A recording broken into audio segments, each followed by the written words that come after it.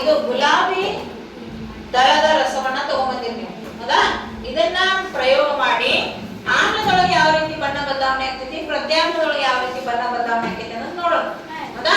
ಇವನ್ ಕೈಯಾಗ ಏನೈತಪ್ಪ ಅಂದ್ರೆ ಯಾವ್ದೈತಿ, ಇದು ನಿಂಬೆ ರಸ ಐತಿ.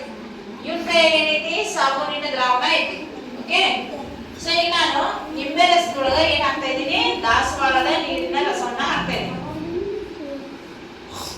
ನೋಡ್ರಿ ಯಾವ ಬಣ್ಣ ಬದಲಾವಣೆ ಆಯ್ತು, ಕೆಂಪು ನೀರ್ ಆಯ್ತಿಲ್ರಿ. ಹಂಗಂದ್ರ ಇದು ನೈಸರ್ಗಿಕ ಸೂಚಕವಾದ ಗುಲಾಬಿ ರಸ ಇದ್ರಾಗ ಹಾಕದ ಕೆಂಪಾಗೈತಿ. ಇದ್ರ ಅರ್ಥ ಏನು, ಇದು ದ್ರಾವಣ ಯಾವುದು, ಆಮ್ಲ ಐತಿ. ಯಾವ ದ್ರಾವಣ ಐತಿ, ಇದು ಆಮ್ಲ.